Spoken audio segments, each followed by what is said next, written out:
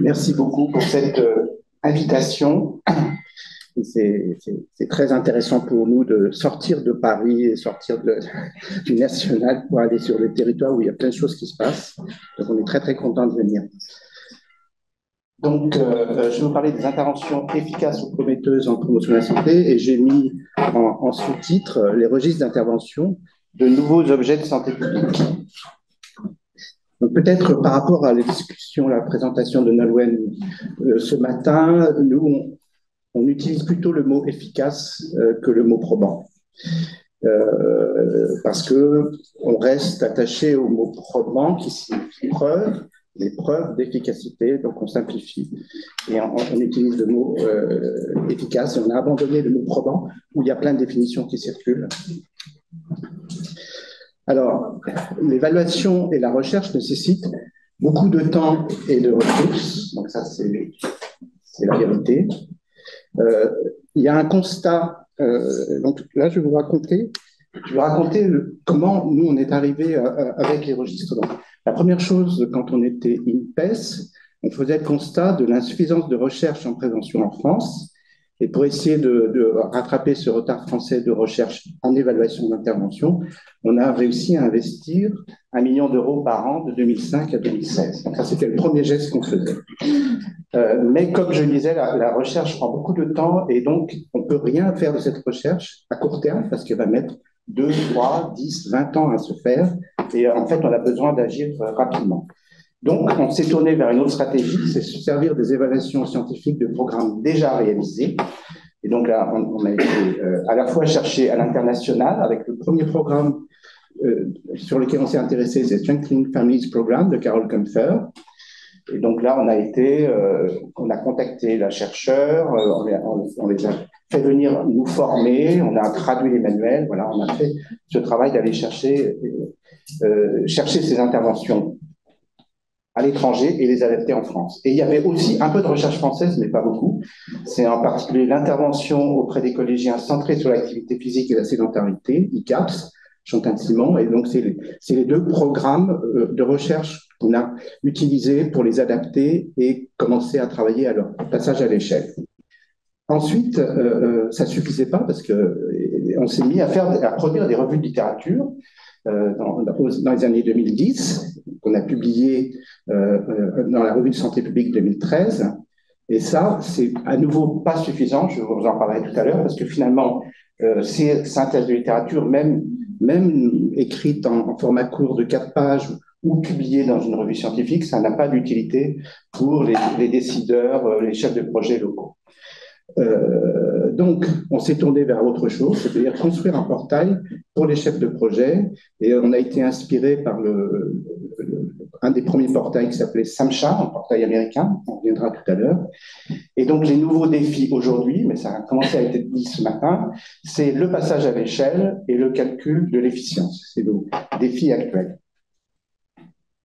Donc, la chose importante, c'est qu'il faut se servir du patrimoine, parce qu'il y a 50 ans de recherche en prévention et en promotion de la santé, avec une très grande ancienneté. Donc là, j'ai pris l'exemple du projet de prévention cardiovasculaire en Finlande, en Caroline du Nord, où la recherche a commencé dans les années 70. Et ce territoire, la Caroline du Nord, a appliqué une intervention dans plein de domaines et a réussi à baisser la mortalité dans ce territoire par rapport au reste de la Finlande. Et c'est devenu ensuite un modèle international d'intervention en prévention cardiovasculaire. Il y a également la durée du suivi, c'est-à-dire qu'en gros, l'intervention qui s'appelle de visite à domicile par des infirmières, il y a un suivi de 19 ans. Il y a 3 essais d'intervention en 77, 90, 94. En gros, 37 années d'expérience. Et donc, on ne pourra pas reproduire des recherches d'une telle durée. Donc, il faut absolument capitaliser sur ces interventions-là. Il y a un autre projet qui a été cité ce matin, Good Behavior Game. Donc, c'est un projet très ancien. La cohorte a démarré en 86, et en suivant les jeunes de 6 à 21 ans, soit 15 ans de suivi. Et ces interventions Good Behavior Game, qui ont lieu dans les classes primaires, ont permis de montrer que ceux qui avaient bénéficié de ça en classe préparatoire fumaient moins à l'adolescence, ils fumaient moins à l'adolescence, alors qu'on leur avait jamais parlé de tabac. Donc, c'est d'autres phénomènes qui se passent, de meilleure insertion sociale, de meilleure réussite scolaire, etc., qui a des effets dans plein de domaines de santé. Il y a également le fait qu'il y a une grande durée de développement. Par exemple, le programme ASSIST, qui est un programme d'influence par les pairs leaders. Ce n'est pas des interventions qui ont lieu dans les classes, mais ça a lieu dans le milieu informel, dans la cour de la récréation, etc. Donc, c'est des jeunes qui sont formés pendant un week-end à avoir une influence pour la non-entrée dans le tabac. Et donc, ça, c'est montré que c'est efficace, et c'est également un calcul économique a été fait. Et la préparation de cette intervention a mis énormément de temps, puisque Rona Campbell a commencé à développer son projet en 93, elle a réussi à faire son évaluation entre 2001 et 2004, 8 ans après, la publication principale. Donc en fait, là on est dans un pas de temps de 15 ans. Donc ça veut dire que, et la phase de dissémination a commencé après, c'est 20 ans après. Donc voilà, il faut bien comprendre que la recherche demande des ressources, la recherche prend énormément de temps, et donc on ne peut pas faire ça en permanence, en routine. Alors, autre chose importante, en prévention, les bonnes intentions ne suffisent pas. Et la prévention, il y a une demande sociale très forte de prévention. Il y a énormément d'initiatives, ça a été dit ce matin. Il y a assez peu d'encadrement et une sorte de croyance naïve en l'efficacité intrinsèque de la prévention, parce que la bénévolence suffirait. Puisqu'on veut le bien des autres, ça suffirait. Et donc là, c'est dans un article qu'on avait publié en Santé publique, Foxcroft, disait, en raison de la nocivité potentielle de certains programmes, Foxcroft pose même la question de l'application du principe de précaution dans le champ de la prévention, comme pour le soin curatif, ne pas autoriser la diffusion de programmes non validés et arrêter la diffusion des programmes contre-productifs. Donc ça, c'est une diapositive que j'ai empruntée à Fabrizio Faggiano, qui est celui qui a évalué le programme Unplugged, qui a été cité ce matin aussi. Donc c'est une équipe au sein des revues Cochrane qui ont fait des revues Cochrane, des méta-analyses sur les problèmes d'alcool, des méta-analyses sur les programmes de drogue illicite et sur l'usage de tabac. Donc là, on voit, en comparant les groupes témoins et les groupes actions, qu'environ 38% ou 38-40% des interventions ont un effet. C'est-à-dire que l'intervention a eu l'effet qu'on voulait en comparant au groupe témoin. On voit aussi qu'il y a près de 60% des interventions qui n'ont aucun effet. Et donc, c'est dommage de dépenser des ressources pour le faire. Et par contre, il y a, ce qui est très très grave, de 3 à 5% d'interventions qui sont délétères. C'est-à-dire que c'est une intervention qui fait du mal, enfin qui fait l'inverse de ce qu'elle avait l'intention de faire. Donc, et ça c'est difficile de l'admettre, puisque autant on peut accepter un risque en prenant un médicament parce qu'il y a un bénéfice, mais là, des gens pour la prévention, ils ne sont pas malades, donc c'est quand même pas bien de prendre des risques avec leur santé. Alors, maintenant, des exemples d'évaluation d'action de terrain. Donc ça, c'est une intervention très, très ambitieuse qui a été faite dans le plan, le PRS Alcool Île-de-France, donc avec énormément de ressources mises pour l'intervention et pour l'évaluation. Donc le programme CAPRI, Collège et Addiction, programme régional interacadémique. Voilà. Donc, il y avait 600 élèves dans les collèges Action, 600 élèves dans les collèges témoins, et l'action avait lieu en 2000-2001, 2001-2002 et 2002-2003, avec 3 points, T0, T1, T2, T3 de mesure. Et donc, quelles étaient les activités? Donc, les activités avaient été imaginées par les acteurs de terrain. Donc, c'était l'ANPA, c'était surtout l'ANPA, mais peut-être aussi des CODES, etc. Donc, il y avait 2 heures de photolangage, 2 heures, 2 fois 1 heure consacrée à l'apport de connaissances sur le produit, 4 heures destinées à une séance de cinéma hors ou dans les murs, un film débat parents et enfants, Le Grand Chemin, 3 heures de théâtre forum, 2 heures d'atelier par demi-classe, 2 heures d'atelier par demi-classe sur la résistance aux pressions, une conférence débat, etc., un atelier par demi-classe, un atelier par demi-classe abordant avec les jeunes la question du bien-être. Voilà, donc ça, c'était ce qui avait été mis dans l'intervention et qui était mis en œuvre. Et donc, il y a eu une évaluation enfin là, on a séparé les garçons et les filles. Et malheureusement, chez les filles, la consommation d'alcool 3 fois ou plus au cours des 30 derniers jours a doublé, a été 2 fois plus importante chez ceux qui avaient eu l'intervention. Donc ça, c'est vraiment un problème. Donc ça a vraiment déçu énormément les gens qui avaient mis autant d'énergie. Il y avait la Cramif, etc.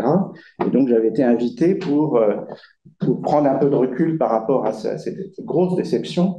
Et c'est là que j'avais présenté les méta-analyses et que j'avais redit ce que j'ai dit tout à l'heure, c'est qu'en fait, il y a beaucoup d'échecs dans les évaluations scientifiques, et il faut le savoir, puisque tout à l'heure, je vous disais, donc, il y a 60% des cas où il n'y a pas du tout d'effet, et 5% où il y a un effet négatif, donc là, on était dans les 5%.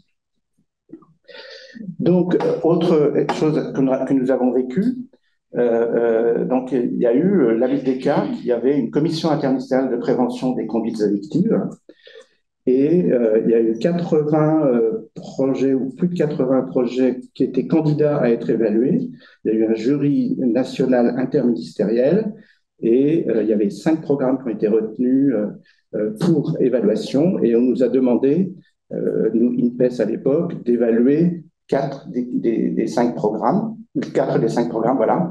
Et donc, on a passé 3 à 4 ans à évaluer ces programmes. Et il y a 2 programmes Unplugged et Avenir sans tabac qui ont montré des bénéfices. Et donc, on a le plaisir d'avoir quelqu'un qui représente Avenir sans tabac dans la salle. Et on avait 2 programmes qui avaient l'approche par les pairs, une approche par les pairs, mais qui était mal conçue, donc il y avait des effets délétères. Donc, c'est une approche par les pairs n'a pas forcément d'effet parce que c'est par les pairs. C'est qu'il faut le faire d'une certaine manière. Et en particulier, la grande différence, c'est que le programme A6 dont je vous parlais tout à l'heure, les pairs, ils sont élus par leurs élus choisis. On vote pour eux. Alors que dans cette intervention-là, dans un lycée professionnel, ceux à qui qu'on formait pour qu'ils fassent une intervention étaient des gens qui n'étaient pas bien reçus, pas bien considérés par les autres. Voilà. Donc, sur 4 programmes choisis parmi 5, les meilleurs de 80, il y en a la moitié qui avait un effet délétère. Donc, toujours Fagiano, là, qui est dans notre conseil scientifique, qui conclut pour l'Europe. Il y a très peu de programmes de prévention européens d'efficacité mesurée. De nombreux citoyens européens sont exposés à des programmes non évalués. Donc, lui, il avait compté tous les programmes en Italie, il n'y en avait qu'un qui avait des preuves d'efficacité. Et même s'il existe des programmes efficaces dans la littérature. Donc, c'est ça contre quoi il faut lutter.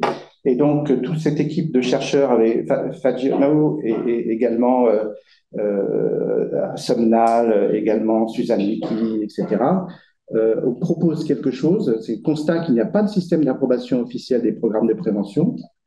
Et les auteurs militent pour un système européen centralisé, transparent, fondé sur les preuves scientifiques, sensible au contexte et orienté vers la recherche, donc une sorte d'autorisation de mise sur le marché de la prévention. Donc bien sûr, ça c'est un concept, hein, c'est un concept. On ne va pas avoir une agence, il n'y aura pas d'agence, mais les registres sont quelque chose qui pourrait aller vers ça. Alors, où est-ce qu'on trouve les interventions efficaces? Donc, comme je le disais, les synthèses de littérature, les méta-analyses, les revues Cochrane. Donc ça, c'est une première source où on peut trouver des choses, mais c'est difficile à lire et c'est écrit en anglais et les interventions sont très mal décrites. Il y a les catalogues, les registres, des registres de programmes validés, classés par thème et par population. Par exemple NREP, RTIP, BCCP. Il y a des registres mixtes, c'est ce que nous, on a fait, c'est ce que font aussi les Hollandais, avec des programmes validés et des programmes prometteurs mais non validés. Et sinon, la chose vers quoi on veut aller, c'est la modélisation économique, c'est-à-dire des registres de programmes efficients avec un benchmark, avec un retour sur investissement calculé. Je vous montrerai un exemple tout à l'heure. Et alors, il y a aussi l'étape d'après, c'est des modèles d'efficience paramétrables par des décideurs locaux. C'est-à-dire que vous avez en ligne disons une sorte de modèle, une sorte de grand fichier Excel qui vous permet, vous choisissez votre territoire, vous choisissez votre problème et vous savez les effets que vous allez avoir et vous savez éventuellement les économies financières que vous allez faire. Donc, beaucoup de recherches, ce que je disais tout à l'heure. Par exemple, la prévention des drogues illicites à l'école. Il y a dans la revue Cochrane, dans la synthèse, il y a 51 études répertoriées avec 127 546 participants. C'est vraiment beaucoup de recherches qui ont été produites. Et sur le tabac, par exemple, il y a 134 études répertoriées en 2013 avec 428 293 participants. Et si on se limite à la prévention pure, c'est-à-dire la non-entrée dans le tabac, il y a 49 études avec 142 1447 participants. Et par exemple, cette prévention de non-entrée dans le tabac empêche 12% des jeunes de rentrer dans le tabac si on fait la méta-analyse avec les 49 études. L'utilité ou la non-utilité des synthèses de littérature, comme je vous disais, on a fait ça pour la santé, la prévention chez les jeunes. Il y avait les substances illicites, il y avait les grossesses non prévues, l'hygiène des mains, l'alcool, le tabagisme, le suicide, etc. Et donc, le retour qu'on avait eu des ARS de l'époque, c'est ça ne nous offre pas une aide opérationnelle ou opérationnalisable pour les responsables de santé publique. Ils nous demandaient plutôt des choses assez courtes qui permettaient de choisir les programmes de prévention. Mais je crois qu'en Nouvelle-Aquitaine, il y a un travail qui est fait en ce moment pour justement apporter cette aide à sélectionner les projets à subventionner. Donc, il y a des catalogues, certains sont des ouvrages. Donc là, c'est l'UNODC. Vous savez, l'UNODC, c'est l'Agence des Nations Unies qui travaille sur l'usage de drogue et la violence. Donc là, vous avez, par exemple, tous les programmes validés dans le domaine de la prévention de l'usage de drogue, mais passant par les familles, pour faire de soutien aux familles. Et vous avez aussi un guide qui est très bien fait, qui est en français. Donc voilà, il y avait certaines agences onusiennes font ce genre de travaux. Donc ça, c'est aussi une source tout à fait intéressante.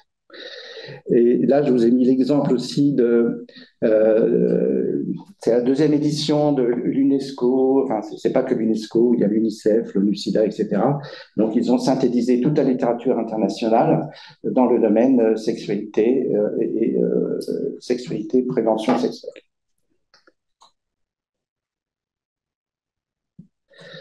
Donc, il est écrit, donc on a été créé en 2016, mais il est écrit, page 10 de la stratégie nationale de santé, qu'il convient de développer une prévention scientifiquement fondée.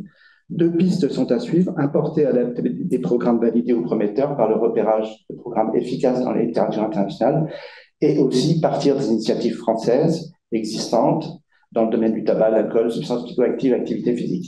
Et sinon, on avait aussi été examiné par l'IGAS, et qui avait fait, avant la création de Santé publique France, la recommandation numéro 16, qui était de donner au futur institut la responsabilité d'un portail national de données validées en prévention et en promotion de la santé. Donc, c'est ce qu'on a fait, ce qu'on nous recommandait de faire. L'équivalent américain de Santé publique France, sauf qu'ils sont beaucoup plus grands que nous, ils ont une page avec tous les registres, certains qu'ils financent, certains qu'ils ne financent pas. Donc pour prévention du VIH, je vous ai mis le lien, hein, la prévention du VIH, prévention de l'usage de drogue, prévention du cancer, la santé des jeunes et des programmes sociaux. Donc vous pouvez, enfin il faut juste lire l'anglais, mais il y a une source considérable pour aller chercher des interventions sur Internet et donc pas dans des articles scientifiques, mais des sites qui sont organisés pour des porteurs de projets. Donc ça, c'est le premier site qui nous a inspiré pour faire un portail, le SAMCHA. Alors malheureusement, ce portail était très très bien, Mais la présidence de Donald Trump a fait interdire ce site et il a demandé à ce que le mot evidence-based, c'est-à-dire fondé sur les preuves, disparaisse de toute l'administration, de tous les textes de l'administration. Et donc, ils ont arrêté de faire ce travail de promouvoir des interventions efficaces. Et ceux qui ont survécu, les sites qui ont survécu, c'était parce qu'ils étaient universitaires et qu'ils ne dépendaient pas de l'administration. Donc voilà, donc ça, c'est des décisions politiques regrettables. Euh, voilà, donc un site qui, lui, a résisté, mais parce que je pense que ce n'est pas exactement la même structure au niveau juridique, c'est le site de l'Institut national du cancer. Donc nous, on était en lien avec SAMHSA, nous, INPES, et l'Institut du cancer, eux, ils étaient en lien avec ce site-là. Et donc là, c'est extrêmement bien fait. Et vous avez à la fois accès au manuel, vous avez également, il y a une sorte de jugement sur, ça a été dit, est-ce qu'on peut l'implémenter et comment on peut le passer à l'échelle? Est-ce qu'il résiste au passage à l'échelle? Donc il y a un jugement par également un critère. Donc ça, c'est très très riche, ça c'est très très riche. Donc sur le retour sur investissement, donc ça c'est l'Institut des sciences politiques de l'État de Washington qui maintient depuis 30 ans une base, un benchmark de retour sur investissement. Donc là, j'ai une page très très grande sur la santé publique. Et je vous montre juste le dernier Good Behavioral Game qu'on soutient également depuis longtemps. Vous voyez, pour un dollar d'investi, il y a 57 ou 58 dollars d'économisés sur 50 ans. Voilà, donc c'est des calculs de modélisation qui sont faits sur 50 ans. Et ça, c'est quelque chose qui permet de faire du plaidoyer et qui permet d'aider à apporter des financements à des projets de prévention. Parce que souvent, on pense que la prévention, c'est de l'argent, voilà, il faut le faire pour être gentil. Non, on peut le faire et économiser de l'argent. Donc nous, on a récemment démontré que grâce à un travail avec l'OCDE, on a récemment pu démontrer qu'un euro d'investi dans moins sans tabac permettait d'en économiser entre 6 et 7. Voilà, donc avec des raisonnements comme ça, vous trouvez plus facilement des financements. Et, ce dont je vous parlais tout à l'heure, là, c'est aussi des retours sur investissement en prévention. Là, c'est du diabète, mais qui est paramétrable. C'est que vous avez un fichier qui vous permet, c'est un fichier Excel, une sorte de fichier Excel. Vous rentrez, en général, la taille de votre population, la structure démographique de votre population est déjà dans la base. Et vous avez un objectif et vous mettez l'objectif et vous pouvez dire, voilà, si je fais ça, ça et ça, je vais économiser tant d'argent au bout de tant de temps et je vais avoir tant de vie gagnée au bout de combien de temps. Alors, le registre en cours de construction, notre registre, il a été commencé avant le Covid, ensuite il a été arrêté parce qu'on avait tous d'autres choses à faire, donc on est en train de le redémarrer. Donc on a une grille d'analyse en 5 niveaux. On a le niveau 1, c'est-à-dire bien décrit. Donc il y a un comité d'experts qui se réunissent 4 fois par an. Donc on vient de fêter la première année de travail. Donc niveau 1, c'est bien décrit. Donc c'est le modèle logique, on entend parler Nolwenn. Niveau 2, bien fondé. Et niveau 3, premiers indices de preuve. Niveau 4, bons indices de preuve. Et niveau 5, fort indice de preuve. Et je vais montrer ça sous un autre schéma. Donc ça, c'est quelque chose qu'on trouve dans pas mal de registres dans d'autres pays. En particulier, nous, on a beaucoup travaillé avec le RIVM des Pays-Bas. Donc là, vous avez à nouveau le niveau 1, le niveau 2, le niveau 3, le niveau 4. Et donc bien décrit, bien fondé. Il y a des premiers indices, mais la causalité est difficile à prouver. Il y a au moins une réplication indépendante, ça a été cité également, et il existe, donc ça c'est quand on passe au passage à l'échelle, on rentre dans un système centralisé, il existe des moyens et des procédures permettant de garantir la réplication des résultats, c'est-à-dire que si on change de contexte, Bien sûr, on adapte, mais malgré les adaptations, on maintient un effet. Donc, ça veut dire qu'il faut un système centralisé de suivi qu'on appelle le monitoring. C'est d'ailleurs Jean-Michel Lecric là, euh, qui s'occupe de ça chez nous. Donc, on est également, on n'est pas seul en Europe. Et donc, il y a la Société européenne de recherche en prévention où on a présenté notre travail.